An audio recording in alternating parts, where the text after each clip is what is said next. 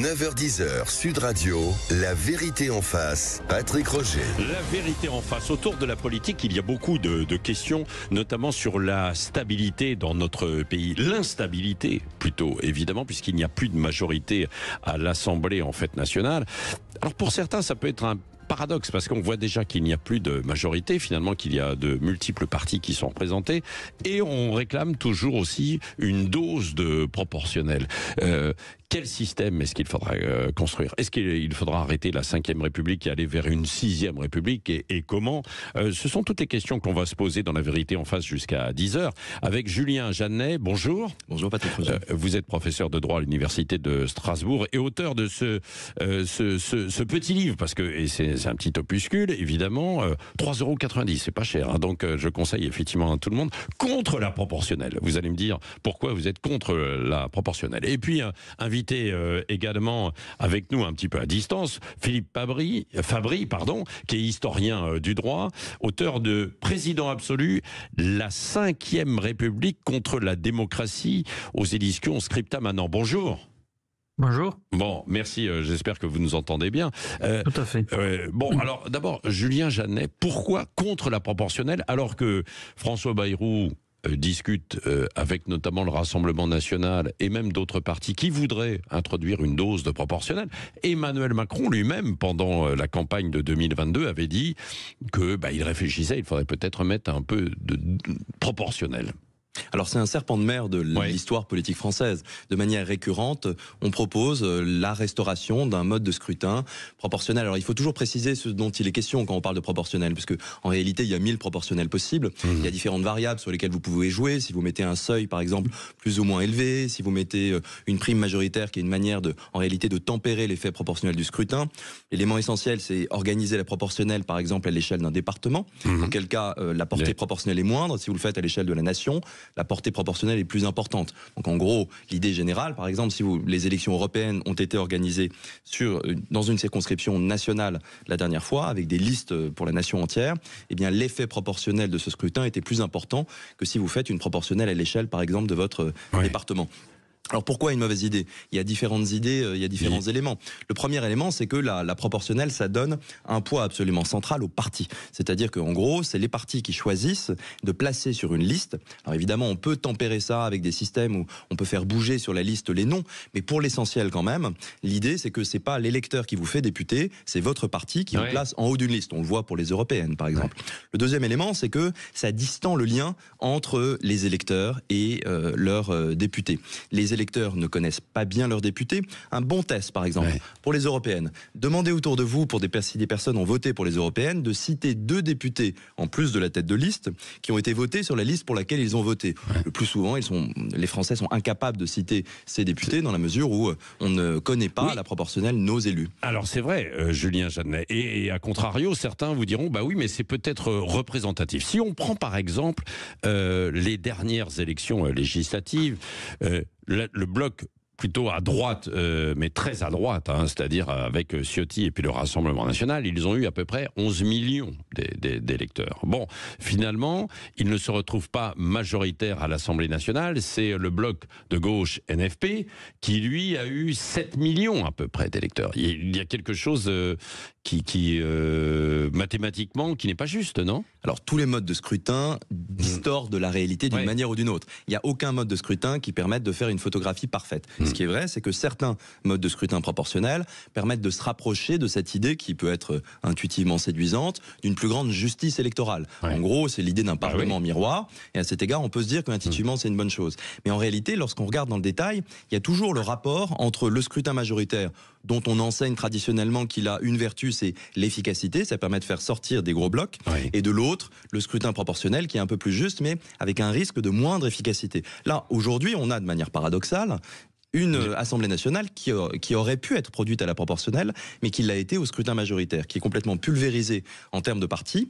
Alors, on peut considérer que c'est parce qu'on n'a pas la culture nécessaire pour affronter ça, mais enfin, aujourd'hui, on voit bien que ça fonctionne pas complètement. Et par ailleurs, dans le passé, sous la 4e République, par exemple, où on avait des modes de scrutin à tonalité forte proportionnelle, eh bien, ça ne fonctionnait pas non plus toujours très bien. Et surtout, ça donnait aux partis la possibilité de faire un peu de la tambouille après les élections, très loin des électeurs, et c'est l'un des défauts majeurs des modes de scrutin proportionnel. Philippe Fabry, est-ce que vous, votre avis sur cette idée de la proportionnelle, avant de parler du président absolu et de la 5e République, entre guillemets, contre la démocratie?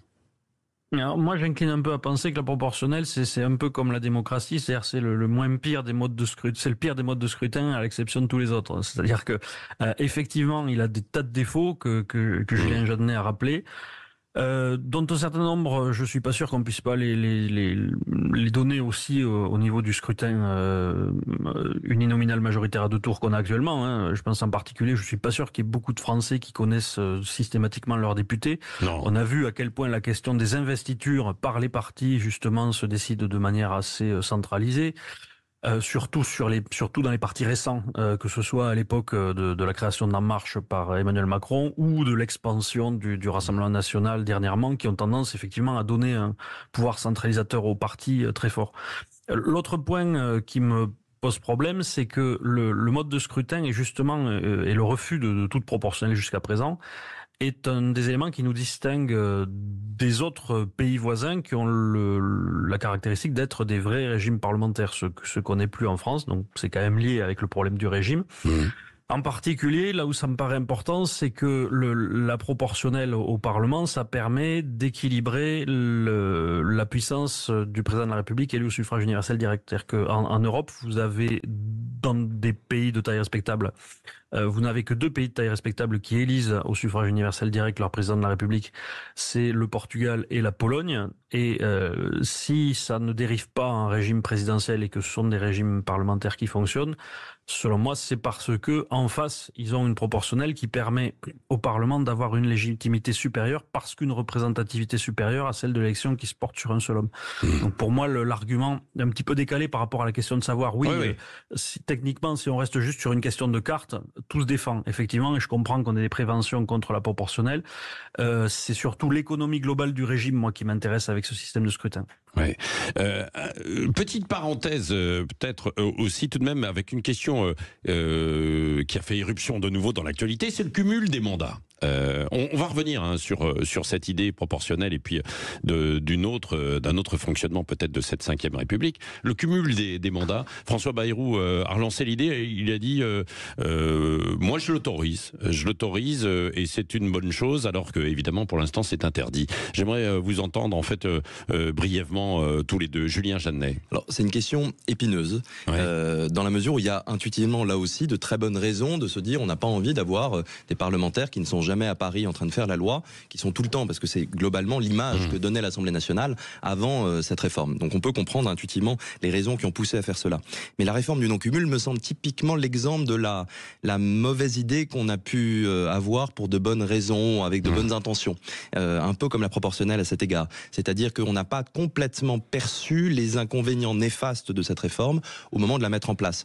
Et l'inconvénient, on le perçoit aujourd'hui, c'est alors à la rencontre d'un phénomène conjoncturel, l'élection des députés macronistes en 2017, le grand renouvellement de l'Assemblée nationale, qui a correspondu à ce moment, l'instauration de la réforme, et qui a conduit à ce que de très nombreux députés n'aient plus du tout un ancrage local, une légitimité locale, ce qui, au moment de fabriquer la loi, au moment de négocier avec les hauts fonctionnaires de Bercy pour la fabrication d'un budget, leur a donné moins de poids. Et à cet égard, c'est sans doute un inconvénient. C'est la fameuse déconnexion, peut-être évoquée par certains, avec la réalité et le terrain. Alors, vrai ou pas? Philippe Fabry, votre avis, vous, autour de ce cumul? Alors, je suis d'accord avec ce que vient de dire Julien Jeanneney. J'ajouterais que ce problème que j'évoquais plus tôt de l'investiture centralisée dans les partis, je pense que c'est aussi lié au refus du cumul des mandats, parce que malgré tout, quand vous avez des investitures qui sont centrées ou priorisées sur des gens qui ont déjà un mandat local, forcément, ça limite la capacité du parti à choisir arbitrairement qui c'est qu'il va envoyer. Il y a aussi eu quand même un autre effet de bord de ce non-cumul des mandats qui me paraît intéressant, c'est l'accroissement du pouvoir et de l'importance du Sénat Sénat depuis quelques années, précisément parce que c'est l'Assemblée qui a conservé ce lien local, Oui. ce qui tente à montrer que ce lien local est quand même important. Oui. Allez, nous allons poursuivre dans un instant. Est-ce qu'il y a des arguments pour changer en fait les choses? Oui, si on regarde factuellement les choses, parce qu'on a une crise politique, mais est-ce qu'il faut tout changer, revoir le système en fait d'élection, comme vous l'avez suggéré, Philippe Fabry, dans un instant, et vous, Julien Jeannet, avoir un nouveau système? Nous allons en parler dans La Vérité en face jusqu'à 10h. On marque une légère pause et on se retrouve. 9h-10h, Sud Radio, La Vérité en face, Patrick Roger. La Vérité en face. Qu'est-ce qui va se passer en fait demain? Alors il va y avoir un nouveau gouvernement, certes autour de François Bayrou. Est-ce qu'il va tenir compte tenu de l'instabilité et de la difficulté d'obtenir une majorité en fait à l'Assemblée? Et qu'est-ce qui se passera ensuite pour, si jamais ce gouvernement Bayrou tombe, qu'est-ce qui va se passer pour Emmanuel Macron? Est-ce qu'il va reconstituer? Moi je l'ai dit en fait déjà dès la semaine dernière, Bayrou a fait Emmanuel Macron, bien sûr, vous vous souvenez, grâce à ses voix, si possible, que indirectement peut-être, mais il défasse Emmanuel Macron et qu'on aille peut-être vers une démission. Mais ça nous le verrons. Nous n'y sommes pas encore, mais je ne vois pas bien comment on pourra s'en sortir s'il n'y a pas de stabilité. Philippe Fabry, vous dites justement, et Julien Jeannet est invité également, vous êtes tous les deux spécialistes de droit, vous intéressant à la politique, vous dites que justement il y a un président absolu, et que la Ve République telle qu'elle est conçue aujourd'hui, elle est contre la démocratie. Alors qu'est-ce que vous proposez? Vous pensez qu'on va être obligé de changer les choses à l'avenir?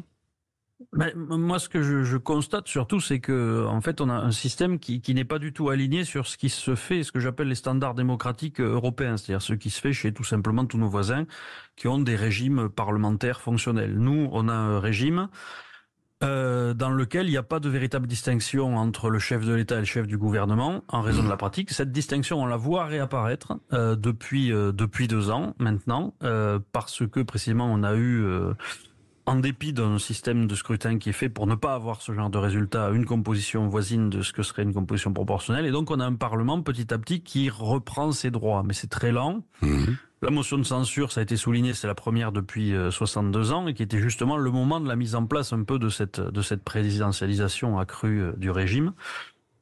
Donc pour moi, la solution, effectivement, c'est que la fonction de président de la République recule au niveau de ce qu'elle est chez tous les voisins, c'est-à-dire de chef de l'État, de garant des institutions qui a plus une autorité qu'un réel pouvoir, qui est là pour servir d'arbitre et éventuellement débloquer les conflits, mais qui n'est pas là pour gouverner à la place du gouvernement. Ce qui d'ailleurs reste la lettre de notre Constitution, mais qui est une pratique qui s'est évaporée au fil des dernières décennies. Et l'élection du président de la République, elle se ferait comment alors? Est-ce que ce serait un suffrage direct par les électeurs ou alors indirect par les parlementaires ou d'autres représentants politiques? Alors chez beaucoup de nos voisins, que ce soit des monarchies héréditaires ou une présence de la République dans une République, c'est généralement pas au suffrage universel direct. Le problème, c'est que enlever ce droit finalement acquis aux Français d'élire le président de la République au suffrage universel direct, je suis pas sûr que ce soit très facile. C'est pour ça que moi je m'oriente plutôt vers la solution que je disais tout à l'heure, c'est-à-dire en regardant les cas qui fonctionnent en Europe comme nos voisins, mais en ayant un président de la République élu au suffrage universel, c'est la Pologne, c'est le Portugal, et eux, ils ont un mode de scrutin qui est très proportionnel. Donc, à mon avis, ça serait la manière la plus souple, on va dire, la plus douce de faire évoluer le régime dans le bon sens. Expliquez pour les auditeurs, pour qu'ils comprennent bien comment ça fonctionne, comment ça pourrait fonctionner. C'est-à-dire en fait avoir le problème, si vous voulez, c'est que la politique, ça reste, on peut avoir des débats techniques, etc., mais fondamentalement, ça reste quelque chose de très primal. C'est une question de tripes. Et le fait est que quand vous avez un organe qui est perçu comme beaucoup plus représentatif, il a forcément une autorité qui est accrue. Et le problème du mode électoral en France, c'est qu'on a un président de la République qui est élu au suffrage uninominal majoritaire à 2 tours à l'échelon national. Et c'est aussi le cas de chaque député. Donc d'un côté, vous avez un personnage qui concentre l'élection sur lui, de l'autre côté, vous avez 577 personnes. Ça a tendance, c'est clairement ce que nous montre l'expérience, à déplacer le centre de pouvoir vers celui qui est élu tout seul, parce qu'il s'impose. Et voilà. Donc si on change le mode de scrutin de l'Assemblée en revanche, et qu'on met un mode de scrutin proportionnel, ça redonne une force représentative à l'Assemblée, et donc ça rééquilibre l'autorité, et ça aurait tendance à faire basculer le centre de gravité vers vers le Parlement, ce qui est plus efficace et ce qui entraîne en plus, ce qui recrée une culture du dialogue, de la transparence, parce que on observe depuis 2 ans, avec ce retour du débat au Parlement, on s'aperçoit que la population finalement se ressaisit de beaucoup de questions en n'attendant plus qu'elles soient réglées dans les couloirs de l'Élysée. Oui. Julien Jeannet, que pensez-vous avec cette idée ? Alors c'est toute la question de savoir si jamais le fait de changer cette variable-là suffira à faire évoluer notre régime. En sachant que le reste, on est d'accord, l'élection du président au suffrage universel direct, il est à court terme assez difficile d'imaginer de la supprimer. Et donc la conséquence, c'est que le président continuera à conserver cette légitimité-là. L'autre élément aussi, c'est que quand on parle de proportionnel, on parle de l'élection des députés. Or, nous avons un système bicaméral avec un Sénat qui continue, lui, pour le coup, à fonctionner de manière assez pérenne dans l'histoire de la République, et ça ne changerait pas grand-chose. Donc la question qui se pose, c'est en effet, est-ce que si on a une Assemblée nationale perçue comme plus représentative, ça suffira à lui donner plus d'autorité ? Et je ne suis pas certain que cette intuition se confirme de manière évidente. Parce que pour schématiser avec ce qui existe et pour que les auditeurs se représentent bien les choses, Philippe Fabry, ce que vous dites un peu, et Julien Jeannet, vous n'êtes pas tout à fait sur la même ligne, c'est par exemple pour ce qui se fait dans une ville, quand on élit le maire, on élit d'abord en fait un conseil municipal, une liste, etc. Et ensuite, c'est le conseil municipal qui se met d'accord pour élire le maire, quoi. Alors, et donc, on pourrait imaginer peut-être la même chose pour le président de la République, quoi. Alors là, en l'occurrence, pour l'élection des députés, des maires, dans les grandes villes depuis 1983, c'est de la proportionnelle avec un très fort correctif majoritaire. Vrai, et donc, ça veut dire... Dans les très grandes villes. Dans les très grandes villes. Mais la conséquence, c'est que c'est un scrutin qui finit par être extrêmement majoritaire du point de vue des conséquences du scrutin, même s'il y a des listes. Et donc, je suis pas certain que ce soit là aussi un excellent exemple pour ceux qui défendent en tout cas la proportionnelle. Bon, en tout cas, vous avez défendu ces deux idées, ces deux visions. D'un mot quand même, alors évidemment, nous ne sommes pas, et vous n'êtes pas Madame Irma, mais qu'est-ce qui peut se passer là dans les mois qui viennent pour notre vie politique française ? Philippe Fabry, brièvement, et ensuite Julien Jeannet. Alors moi, très brièvement, je pense qu'on a un régime qui n'est plus adapté à la situation politique et sociale française, et c'est ce qui explique qu'il y a eu justement cette espèce de mouvement collectif qui a consisté à élire 2 fois d'affilée, et la deuxième fois encore plus que la première, une assemblée qui ressemble à une composition proportionnelle, alors que le mode de scrutin est censé éviter ça. C'est quand même, ça a été fait contre le mode de scrutin. Donc il y a clairement, semble-t-il, en plus un goût pour le retour de la vie parlementaire chez les Français. Alors il y a aussi un peu de peur face au désordre que ça engendre, mais le retour du débat, on voit que les questions de finances, les questions d'immigration, enfin tous les grands projets de loi rencontrent un débat véritablement dans la population. Donc on a une repolitisation du corps social, me semble-t-il. Et donc ça tire effectivement vers une sortie de ce système très plébiscitaire finalement, où on élit un personnage et on attend qu'il décide à peu près tout tous les 5 ans. Donc je pense qu'on va aller vers un abaissement de la fonction présidentielle. Et c'est pas du tout impossible que ça passe effectivement par une démission d'Emmanuel Macron dans les années qui viennent. Julien Jeannet. Alors le point sur lequel je suis d'accord, c'est le fait que la vie à l'Assemblée nationale est devenue beaucoup plus intéressante de prime abord, même si en réalité, concrètement, beaucoup de députés vous disent que la vie à l'Assemblée nationale depuis 2022 et en particulier depuis 2024, avec des députés LFI qui agissent d'une manière assez particulière quand même dans l'hémicycle, fait qu'il n'y a pas non plus un débat serein avec un échange d'arguments, une sorte de sens du compromis que certains défenseurs de la proportionnelle notamment mettent en avant. Et donc, il n'est pas, peut-être que ça sera une transition lente, mais pour l'instant, on est forcé de reconnaître quand même que je suis pas certain que l'Assemblée nationale fonctionne beaucoup mieux qu'il y a 10 ans.